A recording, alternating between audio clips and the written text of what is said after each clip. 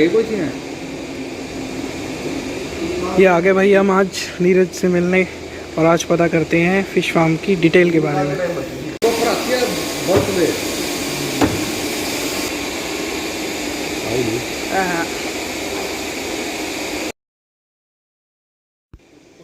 तो हेलो दोस्तों, राम राम, स्वागत है आप सबका नए व्लॉग में।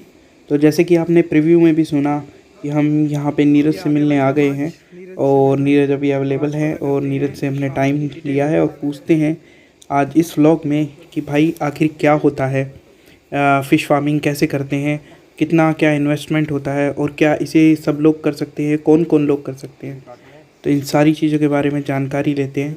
तो ये देखो, अभी हमने यहाँ पे ये गुहा, ये वियतनामी मछली थी, तो इसको निकाल के हमने देखा और देखा कि किस तरीके की मछली होती है। तो ये इसके स्केल्स बिल्कुल बहुत ही ज़्यादा सख्त थे। तो ये नीरज ने ही पकड़ रखी है मछली और यहाँ पे हम इसे देख रहे थे। और अभी थोड़ा सा राउंड अप दिखा के, क्योंकि और कुछ चीज़ें हम आपको दिखाते हैं, जैसे कौन सी मछलियाँ हैं। जैसे यहाँ पे अभी ये जिस टैंक में ये मछली डाली है वो दूसरी मछली है रूपचंदा। तो अभी धीरे धीरे सब कुछ देखते हैं और फिर पूरी डिटेल नीरज के साथ इंटरव्यू में देखते हैं। यह है रूपचंदा।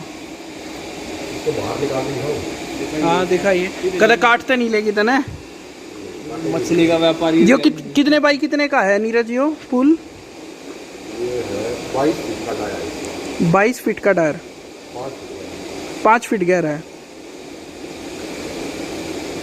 और इसमें कितनी मछलियाँ आ जाए, मतलब इसमें राउंड इसमें अगर सीड स्टॉक करेगा ना, हाँ, तो सीड स्टॉक की कैपेसिटी है इसकी, मतलब कि फ्राई साइज इतना आ जाएगा तेरा इसके अंदर तकरीबन 8 लाख के आसपास बचता है। 8 लाख सीड आ जाएंगे। और वो सीड बड़ी होकर मतलब कितनी मछली बन जाए, फिर उनमें कुछ मर भी जाए। कैपेसिटी 2 टन की है। तो अभी सीधा चलते हैं थोड़ी सी देर में नीरज के पास और वहाँ पे डिटेल लेते हैं पूरी की पूरी। जब तक आप देखिए, ये जो है डाया जैसे बताया है, ये 22 फीट के अराउंड का है इसमें एरिया। और जब इसके अंदर जो मछलियां हैं वो रूपचंदा है, गुहा है, वियतनामी मछली हैं। तो कई डिफरेंट टाइप की यहाँ पे मछलियां हैं। तो ये जो पूरी डिटेल हम देंगे ना, ये थोड़ी आज लंबी होने वाली है, क्योंकि ये एक तरीके से फ़िश फार्म का शायद आखिरी वीडियो होगा जिसमें हम पूरी की पूरी डिटेल देंगे, ताकि जिसे भी फ़िश फार्म के बारे में जानना है या ये काम करना है वो इसको काफ़ी गहराई से समझ सके कि इसमें चुनौतियाँ क्या हैं और फ़ायदे क्या हैं। क्योंकि बहुत सी वीडियोज़ में ऐसा होता है, वो सिर्फ फ़ायदे दिखाते हैं और नुकसान के बारे में कुछ बताते ही नहीं। तो हमने ये सारी डिटेल कोशिश करी है कि पूरी डिटेल हम बंदे को बता दें जिसे भी देखनी है। और बेहतर क्वालिटी के कैमरा, आप इसको ना चाहे वीडियो को 1.5x पे चला लेना, जिससे कि ये वीडियो ना जल्दी आप उसको सुन पाएँ। तो अभी स्टार्ट करते हैं। यहाँ हम लाए हैं, बच्चे छोटे हैं। देखो मन है भाई, फिश फार्म का 2 साल का एक्सपीरियंस होना है। ठीक है, तो पहला कित करा था ना?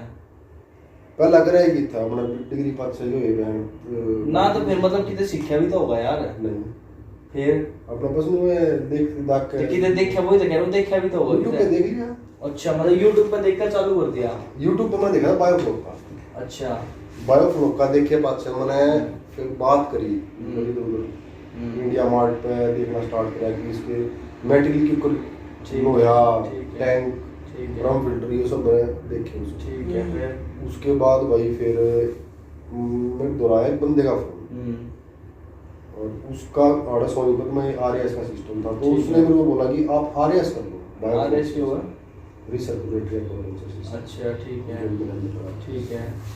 मगा वो क्या होता है भाई, उससे पूछा मैंने, कहता है कि ये होता है RAS का मतलब। मगा है तो दोनों सेम। ठीक है। फिर उसके बाद कॉस्ट इसकी ज़्यादा है मेरे और RAS की। ठीक है। बायोफ्लोक की कम है। ठीक है। तो उसके बाद फिर मैं थोड़ा देखा, फिर मैंने बात करी अपने दोस्त से। RAS मतलब टैंक? नहीं, RAS हो गया आपका रिसर्कुलेट होना, पानी को तुम पूरे को घुमाना फिल्टर करके, बीच में फिल्टर लगा दिया। एक्वेरियम है ना, जैसे तो ये इस तरीके एक्वेरियम है, सेम वही फंडा है इसका।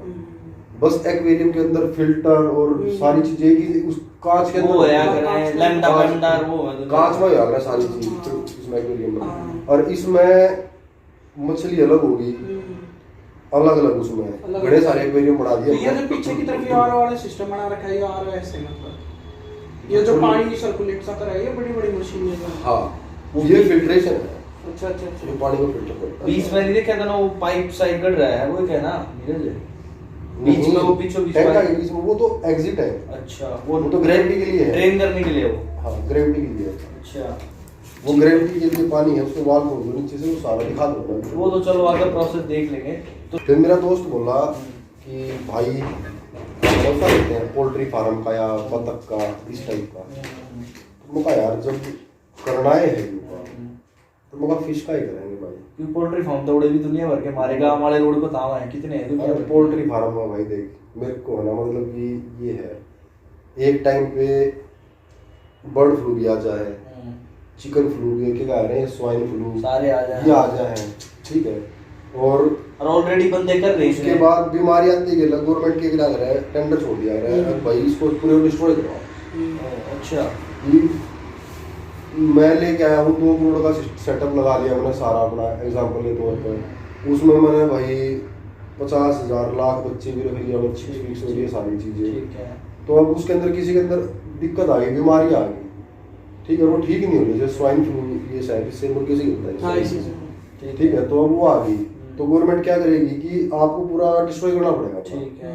अब उसके लिए मेरा जो सीड आया, जो मेरा बच्चा आया है, वो मान ले मेरा 50,000 का है, गवर्नमेंट 20,000 रुपये देगा, साइड में कर देगी। 30,000 का नुकसान हो गया ना।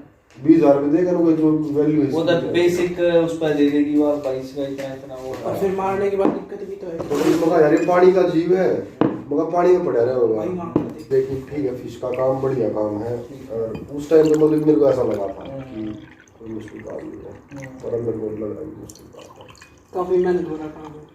हाँ, एक पूरे महीने में ना, एक महीने की, एक हफ्ते की मेहनत है बस। अच्छा अच्छा अच्छा। 4 हफ्ते हैं एक महीने में, तो 3 हफ्ते तो मतलब हर बच्चे महीने घाटा रख दिया हमने। हर महीने मतलब जो 3 हफ्ते हैं उनमें एक हफ्ता काफी एक हफ्ता। तो उसमें ऐसा क्या हुआ है मतलब उस एक हफ्ते में? उस एक हफ्ते में भाई 7.5-8 लाख लीटर की कैपेसिटी है मेरी अच्छा पानी की। हाँ तो ये पानी एक तो पूरा निकालना पड़ता है, पूरा का पूरा सारा पानी। हाँ, सारे टैंक का हाँ, अब मेरे को थोड़ा रिलैक्स हो गया है जब से मेरा बाहर पौंड हो गया बड़े वाला। नहीं तो मेरा साइड में छोटा पौंड था, तो उसके लिए मेरे को 3-4 दिन तो मेरे को पानी निकालने में लगते थे, नया डालने में। मतलब इसमें अगर ऐसे कोई करे तो उसको पोंड अगर उसके पास हो, पोंड की जगह तो सहूलियत होगी। हाँ, विदाउट पोंड थोड़ी समस्या। आरएएस के साथ या बायोफ्लोक के साथ कोई सा भी हो, फिश फार्मिंग के लिए आपके पास ऐसा सेटअप जो इंडोर सेटअप है, वो आपके पास कितना ही बेहतरीन हो, कितना ही कॉस्टली हो, कितना ही हाईटेक हो, बट उसके साथ भाई पौंड की आवश्यकता जरूर है।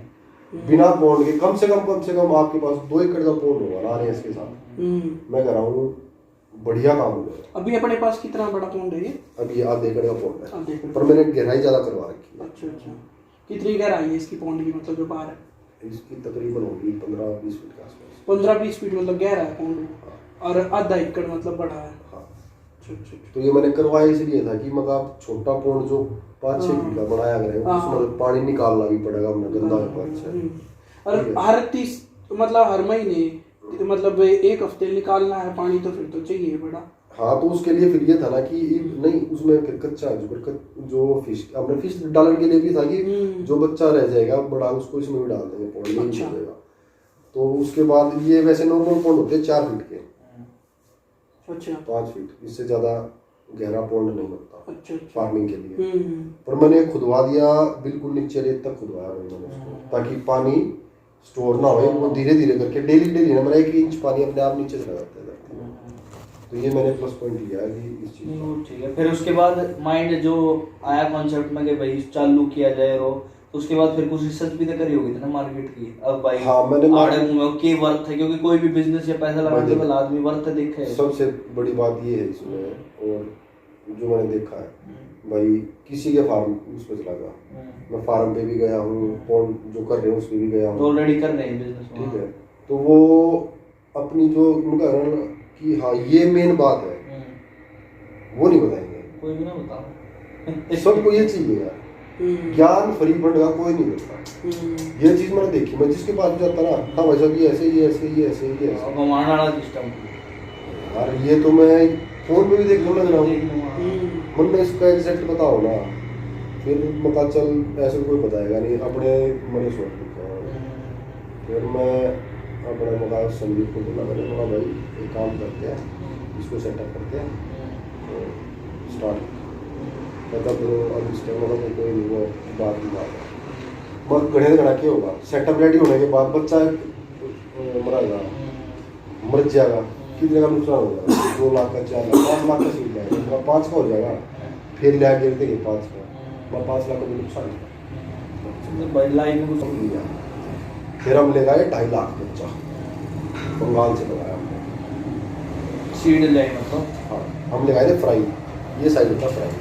फ्राई का मतलब ये छोटा हो है? फ्राई का मतलब ये टाइप है फ्राई कोई? फ्राई एक साइंटिफिक और एक नाम है उसका, जो ठीक है।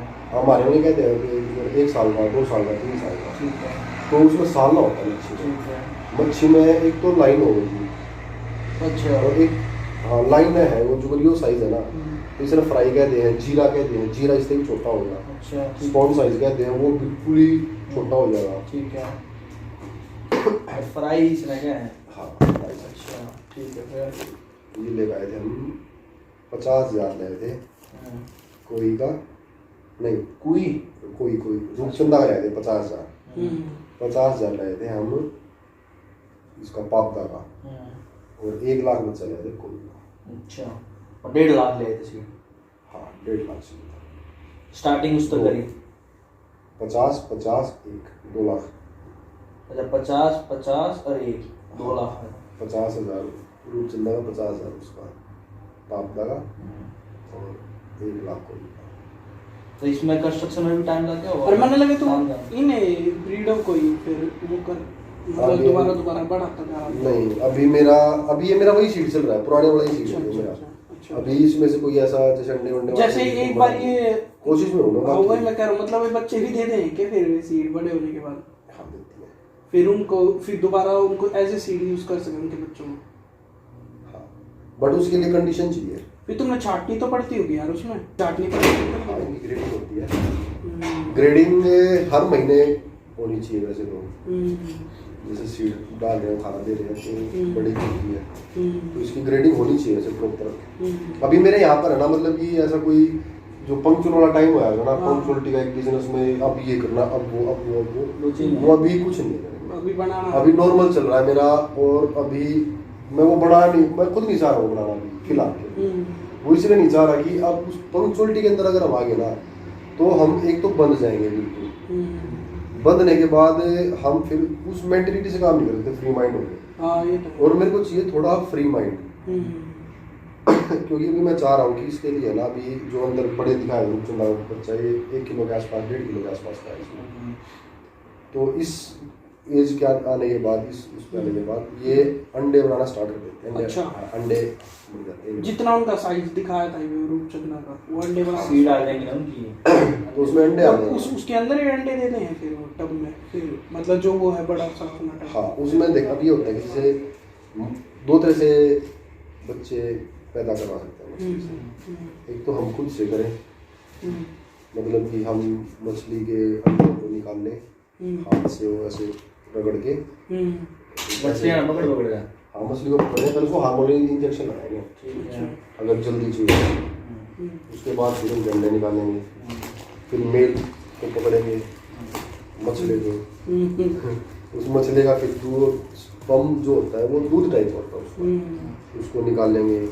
उसको निकाल के फिर अंडों पे लगाएंगे, तो फिर वो कंसीव होगा। फिर उसको लगाने के बाद उसको पानी में छोड़ेंगे। फिर पानी में छोड़ने के 72 घंटे के अंदर अच्छा, उसमें भी टाइम लगेगा फिर सीड बनाने में?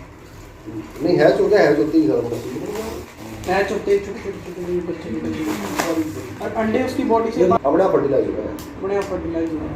और एक है नेचुरल तरीका, वो कैसा है? उसके लिए मेल फीमेल छोड़ देता अपने। हाँ उसके लिए एनवायरनमेंट देना पड़ेगा।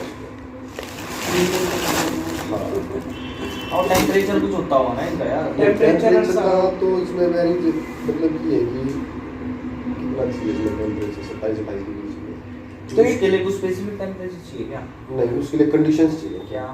उसके लिए चाहिए बारिश, आर्टिफिशियल बारिश करवानी पड़ेगी, जैसे शावर लगाने पड़ेंगे ओह, ताकि पानी के ऊपर बूंद बूंद टप टप टप। तो ऐसे करते हैं लोग, मतलब आर्टिफिशियल शावर्स लगाते हैं। गवर्नमेंट की हैचरी है बहुत सारी। अच्छा, तो वो जो शावर जो अपने घर में वे लगा कर है वो वैसे ही तो शावर लग जाएंगे चारों तरफ। हाँ, जो अगर पाइप लगा रखी है, मैं भी हाँ। जैसे पानी वाली पाइप की बैठी है, हाँ तो ऐसी पाइप चारों तरफ लगा देंगे वो, हाँ। और उसके अंदर छेद कर देंगे हल्के हल्के हल्के हल्के बस, अच्छा अच्छा और अच्छा। वो गिरते रहेंगे वो ऐसे। पानी फीलिंग आती रहेगी ना, पानी दूसरा टपकियाँ। पानी को सर्कुलेशन बढ़ाना पड़ेगा थोड़ा। मतलब बारिश के मौसम में क्योंकि वो करती होंगी फर्टिलाइज, तो इसी वजह से तो इन्हें दिखाना पड़ता है कि बारिश का मौसम हो गया। तो ये नदी में बारिश पूरी से आएगा ना। एक मछली ऐसी है, हिल्सा बोलते हैं उसको, हिल्सा मछली। हिल्सा, मैंने उसका नाम बहुत सुना है, हिल्सा। बंगाल में भी काफी खावा है हिल्सा। हिल्सा मछली है, वो खारे पानी में रहती है अच्छा और मीठे पानी में देती है। अच्छा, गंगा में अंडे देगी जाती है वो। मतलब क्या समुद्र से आती है क्या? हाँ, समुद्र से आएगी अपोजिट डायरेक्शन में, जब हम्म। पानी ऐसे चल रहा है हम्म। तो ऐसे आएगी, मीठे पानी के अंदर अंडे देगी और फिर वापस खाने में चली जाएगी। उत्तरी में। और फिर जो वे बच्चे पैदा हो जाए फिर वे भी खारे पानी में चले जाए सीधा, उन्हें पता होगा कहाँ जाना है। कमाल है, ये तो नेचर है। नेचर है ये तो। अब एक नेचुरली है कि अब इस टैंक में है ना नीचे कुछ घास टाइप का या कुछ रेशेदार चीजें ऐसा कुछ चलते हैं जिसके ऊपर अंडा चिपक सके। अच्छा, नीचे की तरफ मतलब बेस में, सरफेस पे, बॉटम में अड़ जाए, मतलब उस पे जब वो हो जाए ना, जैसे हमारे बाल है ना, इस टाइप का सरफेस चाहिए अपने को। मतलब वो क्या है उसमें वो हो जाएंगे, क्या बोलते हैं, फंस जाएंगे, रखे जाएंगे। नीचे बैठ गए। अगर बाल है ना हमारे, ले ले ले जैसे बाल है हमारे, तो उस टाइप से चाहिए उनको कुछ नीचे। समझ गया मैं आपकी बात। तो मतलब अंडे बाल दे के रहे हैं, ऊपर रखा जाए अंडा, अंडे दे रहे हैं तो वो उसमें जब बैठे तो उड़े, उसमें स्टोर हो जाए। और उसके बाद फिर ट्रैप टाइप सा, ट्रैप उसके बाद फिर मेल होता है, वो अपना स्पर्म उसके ऊपर वो कर देगा, फैला छोड़ छोड़ देगा। देगा। उसके बाद फिर वो अपने आप मेंढक भी लगा ऐसे अंडे दे रहे हैं जैसे मछली दे रहे हैं। मछली का जो बेबी होता है और मेंढक का बेबी आप बिल्कुल फर्क नहीं कर सकते। मतलब बिल्कुल एक जैसा हुआ है मेंढक का बेबी और मछली का। हाँ, अभी हुआ था ये एक केस हुआ था ये। अभी एक फ्रेंड है मेरा, वो पुराने टाइम में उसके फादर ने ना गाँव के जोड़ में ऐसे ही 25,000 कहीं से बच्चे लेके आया, ठीक है। और वो छोटे छोटे थे, उसने तालाब में जोड़ में छोड़ दिए। जब वो कुछ टाइम के बाद बड़े हुए ना, तो उस तालाब से ट्रक ट्रक की आवाज आनी स्टार्ट हो गई। तो बोला मजा आया तो मछली के लगड़े मेंढक मेंढक बढ़ गए भाई वे। तो फिर मगा उसका अंकल ही बता रहे थे मेरे को, बेटे ऐसे मगा अंकल हमारी मछली है, हमारे मेंढक नहीं है वगैरह की कमी। बच्चे आने के बाद क्या होता है? ठीक है, नॉर्मल पानी में सोल्ट वगैरह अपना पीने लायक है, सोल्ट ये टीडीएस सेट कर देते हो ना। हाँ, उसको थोड़ा सलाइन सा भी बना देते हैं उसको पानी में, और ऐसा करते हैं पानी को इतना तैयार करना होता है कि बच्चा आए ना तो स्ट्रेस में रहता है ऑलरेडी। अगर वो स्ट्रेस में ही रहेगा ना तो वो डिजीज जल्दी कैच करेगा और ग्रोथ नहीं लेगा और मोर्टिलिटी स्टार्ट हो जाएगी उसकी, खाना नहीं खाओ, मोर्टिलिटी स्टार्ट हो जाएगी उसकी, जितना स्ट्रेस में रहेगा। तो उसका स्ट्रेस कम करने के लिए भी पानी के अंदर जैसे नमक स्ट्रेस बस्टर का काम करता है। या कुछ लोग हैं जो उसके अंदर अपना केले के पत्ते या ऐसा कुछ होता है वो काट के डाल देते हैं। ठीक है। ये पोटाश होता है, पोटाश फिश को ना स्ट्रेस रिलीफ करता है, खत्म करता है। ठीक है। तो वो लाने के बाद फिर हम उस पानी को ट्रीट करके और फिर बच्चे को पानी में डाल देते हो, धीरे धीरे करके छोड़ देते हैं। पानी में डाल दिया, मतलब तुमने एक टैंक में मान ले डाल दी, 50,000 मंगवाए थे, 50,000 डाल दी। पर स्टार्टिंग में ये नहीं है कि जैसे सीधा थैली खोल के डाल दिया। अच्छा। उसके बाद भी जब वो पानी जो ट्रीट हो गया ना पूरा, उसके बाद थोड़ा सा वो थैली खोल के उस पानी को थैली के जो अंदर जो पानी है उसके अंदर मिक्स करते हैं ताकि बच्चे को थोड़ा पता लग जाए कि। और फिर थैली को वापस बांध के नहीं रख देते हैं। मतलब जैसे थैली है ना, अभी जैसे जिस थैली में बच्चे आए, मतलब सीढ़ी जो थोड़ा डाल दिया पानी, उसको उसमें ऐसे करके पानी डाल दिया। कितनी देर तक रखें फिर उसको अगर मान लो कि 16 टैंक है मेरे, उन 16 टैंकों में मैं इधर से लगा थैली, पानी वो किया अब वापस आ गया, आने के बाद जब यहाँ लास्ट का टैंक खत्म हुआ मेरा, मैंने उनको छोड़ना start कर दिया। अच्छा, पर कितनी थैली हो जाए, मतलब बुनूरी थैली हो जाती है?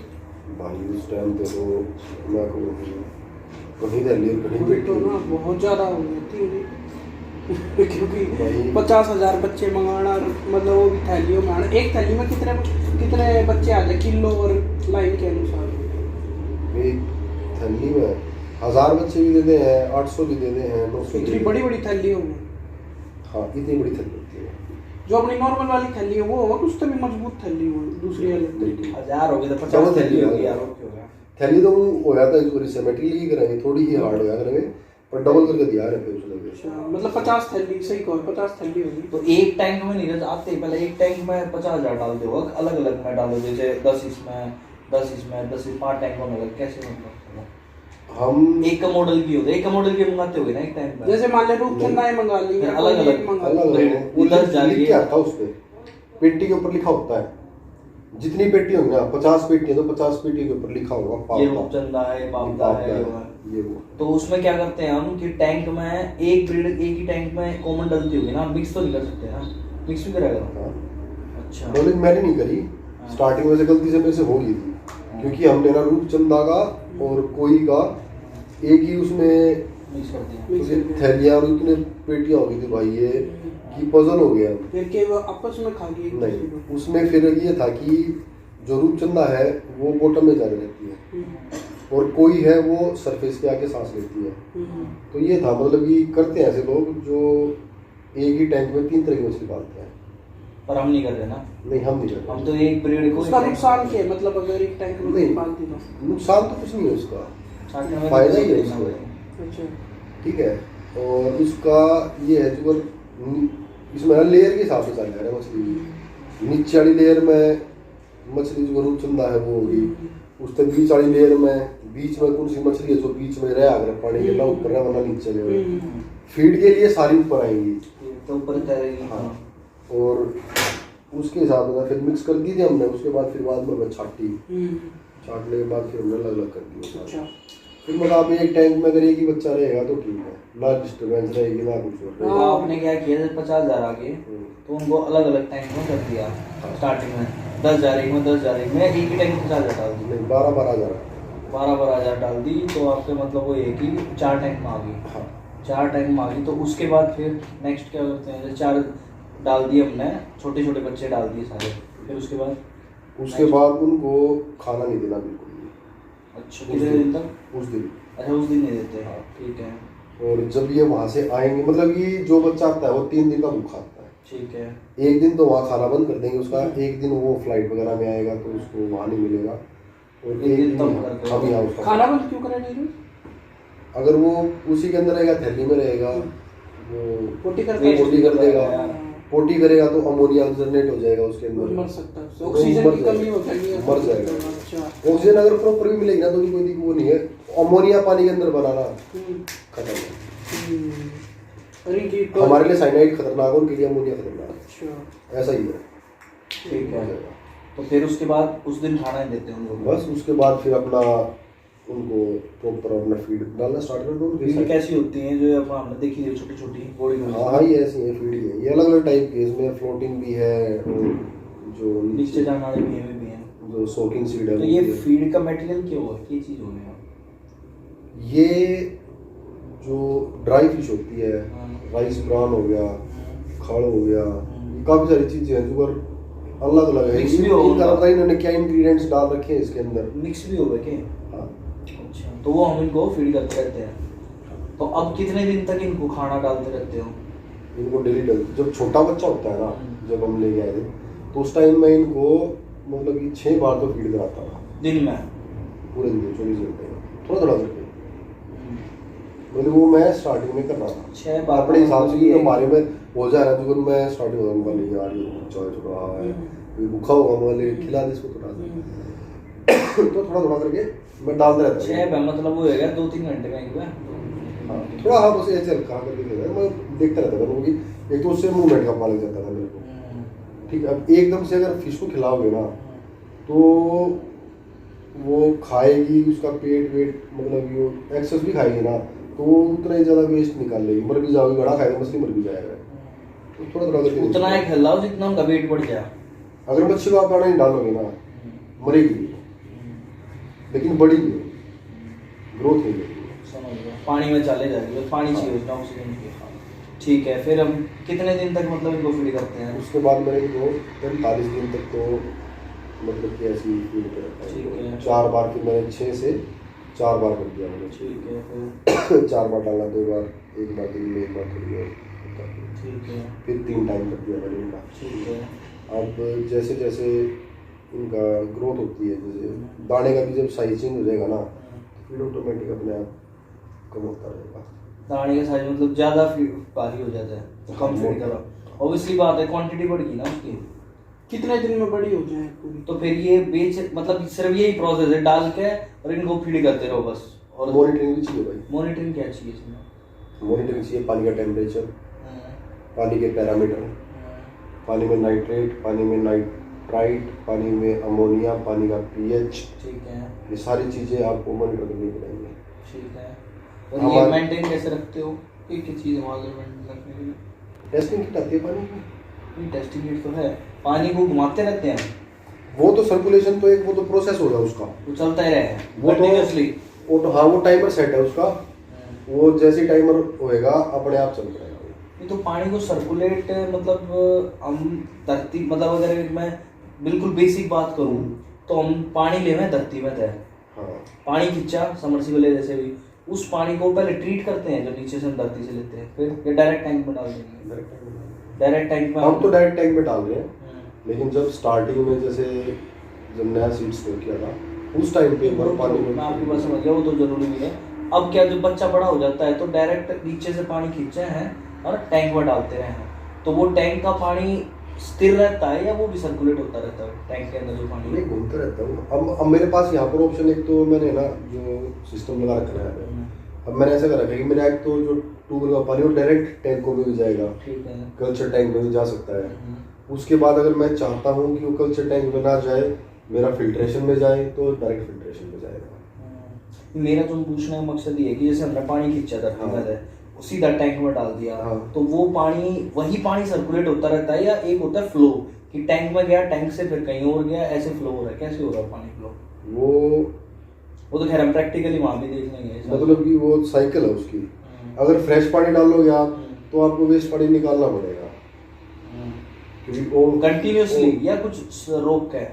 नहीं, जैसे अपनी गाड़ी है, फॉर एग्जांपल अपनी गाड़ी है, समझ गया। गाड़ी में एयर है, हवा है, दो नोब होते हैं, एक बाहर की हवा खींचने का, एक अंदर की। हाँ। तो हम एसी ऑन करके अंदर वाली कर देंगे, अंदर की हवा ने घुमाता रहेगा अंदर अंदर। हाँ। एक तो ये हो गया सर्कुलेशन हवा का, और एक होता है कि भाई बाहर की हवा जो है वो अंदर आओगी, और हवा एक हवा लेकर जाएगी और एक बाहर की फ्रेश हवा आ जाएगी। तो हम कौन सा कराए, अंदर का अंदर पानी उसमें घुमाते रहे हैं? अच्छा, दोनों यूज करते। तो ये कैसे डिसाइड करेंगे कि अंदर का पानी अंदर घुमाना है या उसको फ्रेश पानी ऐड करने के लिए भी, जैसे मैंने उंगली डाल के देखी उसमें पानी ठंडा था, फिश फीड नहीं ले रही, सारा फीड ऊपर तैर रहा है। ठीक है, तो अब क्या करेंगे हम कि नीचे से बॉल खोल देंगे इसका। वो जो बीच में है वो सेंटर, यहाँ इसके बॉल लगा रखे हैं अलग अलग, ठीक है, सबके अलग अलग रखा है। ठीक है, तो उन टैंकों के हम बॉल खोल देंगे, पानी नीचे से निकलता रहेगा, ठीक है, ऊपर से फ्रेश पानी ऐड कर देंगे ताकि टेम्परेचर मेंटेन रहे, और जो पानी के पैरामीटर हैं वो भी ज़्यादा डिसबैलेंस ना हो। ठीक है, ठीक है, अगर सारा फ्रेश पानी डाल देंगे उसके अंदर तो वो पानी मछली के लायक रहने के लिए हफ्ता 10 दिन लगेंगे। अच्छा, ठीक है। ठीक, बिल्कुल फ्रेश पानी भी डिस्टर्ब करता है। तो ऐसा कोई टाइम पीरियड भी होता है कि भाई इतने टाइम में पानी से बाहर निकालना है, 5 दिन रख के फिर निकालना है, या ऐसा कुछ? इसका देख प्रॉपर तो ऐसा कुछ है नहीं कि अब 10 दिन के बाद 10 दिन के बाद 10 दिन के बाद करना है या मतलब ये है कि हाँ अपना 15 दिन में या महीने में एक बार बदल दो पानी। महीने में तो अपना ये है कि कोशिश रहो करे कि नीचे 1 फीट पानी छोड़ के बाकी सारा पानी चेंज कर दो। नीचे 1 फीट पानी छोड़ देना, उसमें ना मछली मरे ना यार। अच्छा, गीली रहे मछली का, गिल्ली रहे 1 फीट पानी बहुत है मछली। अच्छा, और मछली इतनी सारी होती है 1 फीट पानी में काम चल जाए। तो दूसरा भी तो भाई भर अभी अभी जो कोई है ना, कोई है वो उसको ना वैसे बोलते हैं हिल क्लाइंबिंग पर्च बोलते हैं उसको। वो हिल क्लाइंबिंग इसलिए बोलते हैं कि वो अगर रख देंगे उसको, हम यहाँ रख देंगे ना, यहाँ रख देंगे उसको, तो वो ऐसे ऐसे करके चलेगी और मिट्टी के ऊपर जैसे तालाब है तो तालाब के ऊपर ही चढ़ जाती है ऐसे ऐसे करके। हाँ, तो वो है एयर ब्रीदर फिश है वो अगर पानी के बाहर भी गिर जाएगी ना तो भी वो 6-7 घंटे तो कहीं नहीं गई, मतलब 6-7 घंटे तक बच्चे। सही है। अब तालाब में हम जाड़ा छोड़ रखा था, वो जाड़ा में फंस गई थी रात ने, तड़के दीवार नुआ दीवार ठाकर के बाद में कुछ फिश है जो एयर ब्रीदर है ना, वो लंबे टाइम पे रुक जाएगी। जो पानी के अंदर सांस लेगी, जैसे रूपचंदा है भाई, वो उसने बड़ा परेशान किया मेरे को। लाइट भागते ही साथ वो तो 20 मिनट में ऊपर आ जाती थी। अब उसके जनरेटर चलाओ, नीरज ऑक्सीजन चला मर गई। तो इस टैंक में हम ऑक्सीजन कैसे देते? पानी को सर्कुलेट करके ऑक्सीजन वो होता है या वो सामने 2 ब्लोअर लग रहे हैं। हाँ, ये ऑक्सीजन जनरेटर है। वो हवा को कंप्रेस करते हैं, खींचते हैं हवा को बाहर से खींच के, हाँ, और अंदर छोड़ देंगे पानी में।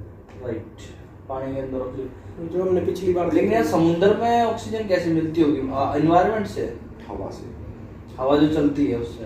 वही होता है। एक्चुअली क्या होता है कि जैसे अब ये तालाब है तेरा, इसमें थोड़ी कम ऑक्सीजन दे, उसमें भी तो हवा से वो होती होगी। क्या होता है कि पानी के आसपास जितनी भी ऑक्सीजन है ना उसको खींचता है पानी खींचता है उसको। और दूसरा, जब ये होएगा ना अपना पानी ऊपर नीचे ऐसे गिरेगा समुद्र में, लहर आती रहे तो वो इसको ऑक्सीजन को मिक्स करती रहती है अपने अंदर। तुम भी तो यहाँ पानी को चला रहे हो वो वही करने के लिए। हाँ, अब हमारे में ये है कि जो अगर ऊपर से पानी भी पड़ा है, अलग तो ऑक्सीजन जनरेटर भी रख रखा है, वो भी यूज कर लिया है उसको, यूवी फिल्टर भी है। लेकिन वो चलता तो रहे वो जो सामने वो तो ब्लोअर है। अच्छा, वो खाली हवा को खींच के और वो उसी हवा टैंक को में छोड़ रहा है। हाँ, एक ऑक्सीजन जनरेटर है जो ऑक्सीजन बनाता है, अच्छा, प्योर ऑक्सीजन बनाता है। नहीं तो उसका यूज क्या है? जब ये ब्लोवर लगे हुए हैं तो ब्लोवर भी तो हवा ही भेज रहे हैं अंदर, वो भी तो ऑक्सीजन उसका ही है। यूज है जब हम डेंसिटी ज्यादा करेंगे, जब मतलब इनकी क्वांटिटी ज्यादा हो जाए हाँ, तो उस केस में ब्लोवर कामयाब नहीं हो पाता, इतना प्रोवाइड नहीं करवा पाता, तो अलग से ऑक्सीजन फीड करनी पड़ती है पानी में। समझिए, ये ऑक्सीजन नहीं कर रहा पानी के अंदर, ये पानी को सिर्फ ब्लोअर पानी को हिला रहा है। राइट, ये इन्वायरमेंट की जो हवा है उसको मिक्स करने उसको में हिला काम रहा कर है, बस थोड़ा पानी जैसे समुद्र में वो कह रहा है ना, लहरें आती हैं, वो जाती हैं। उसको बस थोड़ा हिला रहा है पानी ताकि को। सरफेस घूमता रहे और ऑक्सीजन थोड़ी बहुत लेते रहे हवा में। तो मेन तो वो ऑक्सीजन जनरेटर काम करे, डेंसिटी बढ़ते मछली मतलब अगर ज्यादा डेंसिटी कर रहे हो आप, भीड़ भड़ाका कर रहे हो टैंक के अंदर, तो आपको जनरेटर की जरूरत पड़ेगी। खैर वो तो ओढ़ी जाके जब वो साइज बढ़ेगा तो डेंसिटी तो बढ़नी है उनकी। तो अब इसमें नीरज जैसे हमारा कितने दिन में हम बेचते हैं मछली निकाल के? क्या टाइम? स्टार्टिंग में मैंने भी कैलकुलेशन जो करी थी ना, मैंने सोचा था मैं साल में 2 फसल ले सकता हूँ। 6 महीने। हाँ, ठीक है, कैलकुलेशन के हिसाब से मैं ले सकता हूँ, कोई बड़ी बात नहीं। तो अच्छा, क्योंकि मार्केट साइज 6 महीने में आ जाता है मछली। मार्केट साइज क्या है? मार्केट साइज अब जैसे कोई है, कोई 200 ग्राम पे बिकनी स्टार्ट हो जाती है, 150 ग्राम पे बिक जाती है। और रेट क्या है? 200-250। भाई इसका अलग अलग चलता है, मंडी में जब रेट खुलता है बोली लगती है। अच्छा, थोक के भाव की। हाँ, ये रेट, अब ये रेट फिर भी ये रहता है। जैसे आज मैं गया हुआ था, आज कोई लेने गया था तो कोई कहीं पे 120 रुपये किलो भी दी। थोक का रेट है ये? हाँ, किलो का। हाँ, थोक का किलो का मतलब ना? किलो का। तो उसमें कहीं पे 130 रुपये किलो दी। और वैसे कितने वे कितने रिटेल में कितने बिकते हैं? रिटेल में फिर ऊपर 10-20 रुपये ऊपर लगा ले।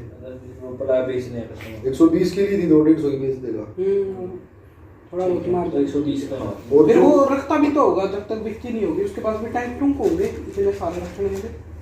इसमें नहीं, उनका क्या होता है कि मंडी में है ना, जिंदा फिश बहुत रेयर है। जो जिंदा फिश है साथ ही साथ मिल जिंदा फिश नहीं रुकेगी। अच्छा, उनके पास होती है फ्रीज जमी हुई बर्फ बर्फ।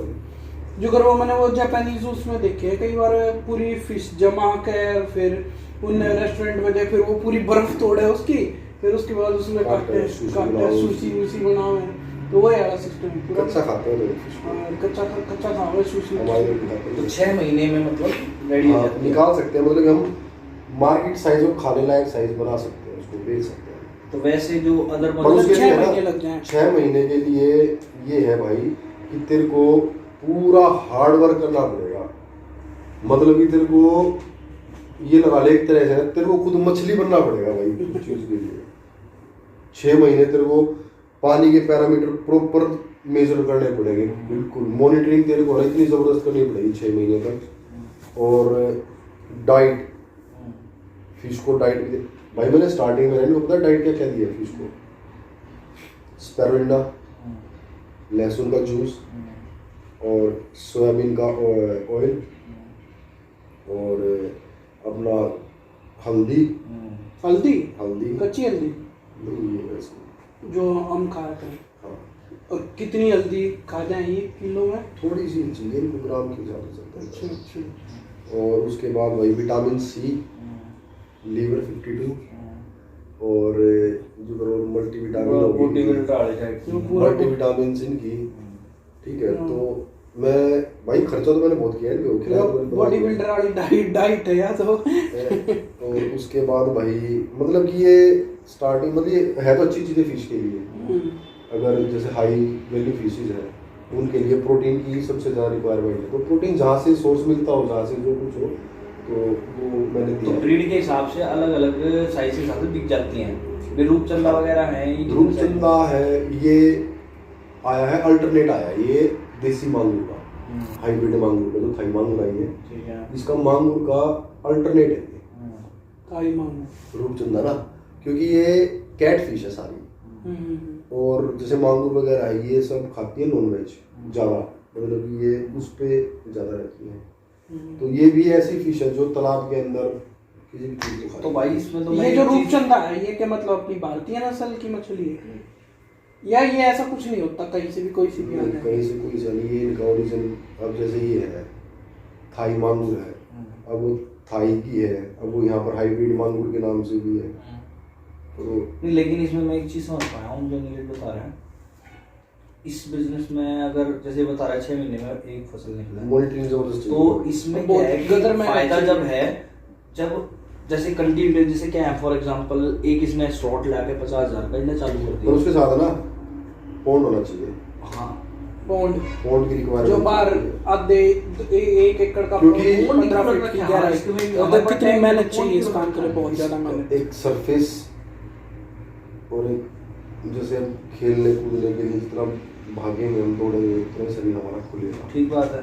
तो ऐसी फिश के लिए फिशिंग इसमें 22 फुट के डायमीटर के टैंक में कितना घूमेगी? तो इस और पॉन्ड में काटेंगे। कब ट्रांसफर करते हो मछली को?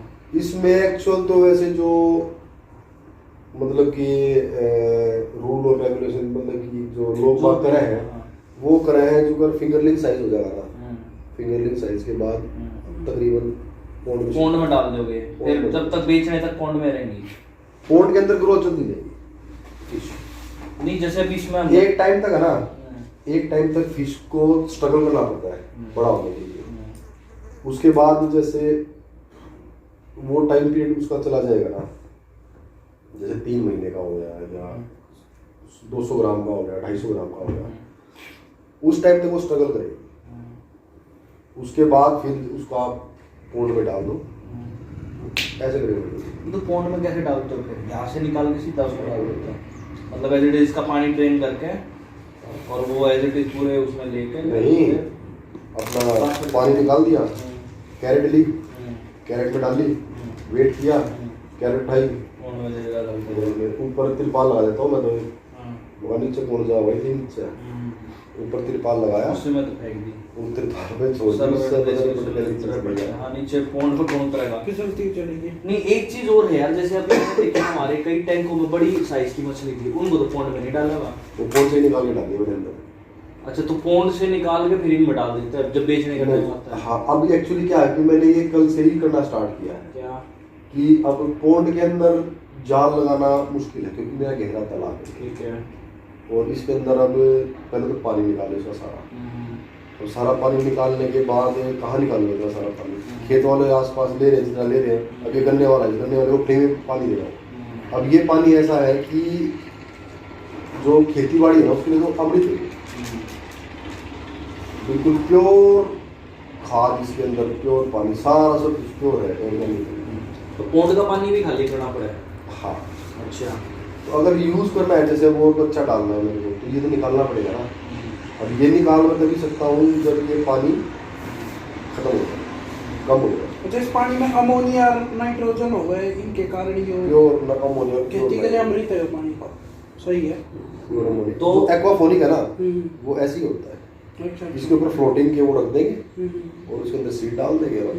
तो ये जो टैंक में, इन टैंकों में पानी है, इसको हम पोंड में डालते हैं, पोंड से खेत में डालते हैं, या इसको भी डायरेक्ट खेत में सप्लाई कर देते हैं इस वाले पानी? नहीं, ये पोंड में जाएगा। ये वाला पोंड में, पोंड से फिर बाहर खेतों में। अभी यहाँ जितना भी अंदर पानी है ना, उसका सारा कनेक्शन पोंड में है। समझ गया, अब मेरे को क्लियर हो गया।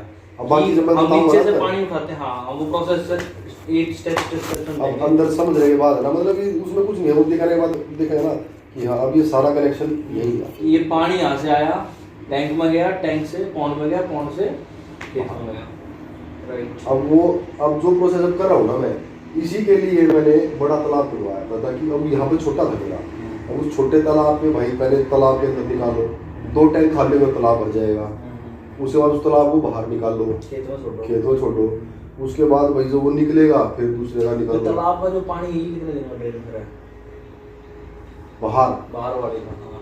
तालाब को खाली कितने दिन में करता हूँ? तो मैं पहली बार ही कर रहा हूँ, 4 महीने में। अच्छा, तो इसमें इतनी रिक्वायरमेंट नहीं होती ना, क्योंकि तो बाहर का एटमॉस्फेयर का होता है। समुद्र का कौन सा पानी खाली हो गया, या तालाब में जो मछली हो कौन सा खाली? तो नीरज, अगर ये जैसे छोटा मोटा सेटअप किसी ने करना हो, किसी बंदे ने, तो कितना की उसका खर्चा पानी आ जाए, मतलब, और कितनी जगह उसमें चाहिए मिनिमम? देख, करने के लिए है ना, एक कमरे में भी हो सकता है, एक कमरे का सेटअप लगा सकता हूँ, कोई बड़ी बात नहीं, ठीक है। और मतलब ये है कि उसका लग जाएगा 50,000 रुपये, 50 भी ज़्यादा है यार। कारण मैं तो वो, अगर बंदा ऐसा होना जो थोड़ा स्मार्ट होना चाहिए, अगर स्मार्ट बंदा है ना भाई, वो सारा 10,000 रुपये में कर देगा। अच्छा, और फिर उससे कमाई कितनी होगी? मान ले अगर उसने 50,000 रुपये का सेटअप कर दिया, लगा दिया, तो 50,000 रुपये के बाद उससे कितना, वो 6 महीने के बाद मछली उसकी बढ़ेगी, तो कितना वो? मतलब ये है कि वो साइकिल चलाने के लिए ना, एक उसको 2 हार्वेस्ट तो चाहिए, 2 हार्वेस्ट तो उसको वेट करना पड़ेगा। 2 हार्वेस्ट मतलब 6 महीने के 2, मतलब हाँ। 1 साल हो गया। 1 साल तो उसको वेट करना पड़ेगा। फिर जो अगला साल आएगा उसमें उसको ये रहेगा कि बैक टू बैक उसकी फसल तैयार। हाँ, फिर उसकी वो पर मंथ निकाल सकता है। पर मतलब मंथ कितना अराउंड? ये मान के चलो भाई, आपकी 20-25 हज़ार रुपये, मतलब एक साइकिल जो अब सही है, मतलब साइकिल स्टार्ट होगी उसकी 50-60 हज़ार रुपये लगाए, 5-6 हज़ार के। हाँ, और 50-60 मतलब ये है, कम भी लग सकते हैं इससे। दिक्कत ये है कि वो स्मार्ट होना चाहिए, बस उसको जुगाड़ क्या है इसमें। अगर बंदा जुगाड़ कर सके है ना, वो चांद पे जा सकता है। हाँ, बात तो सही है। अपनी क्या है भाई, काफ़ी चीज़ें पता लगी होगी आप लोगों को, तो होप सो अच्छी लगी हो तो please like, share and subscribe करना। और भी कुछ हो, कुछ नीरज भाई से पूछना हो, और सिर्फ पूछना ही नहीं, इनके यहाँ से अगर आपको कांटेक्ट करना हो तो मैं इनकी ईमेल आईडी या फ़ोन नंबर कोशिश करूँगा उसको लगा दूँगा। और मिलते हैं नेक्स्ट वीडियो में, जब तक के लिए बाय बाय, राम राम।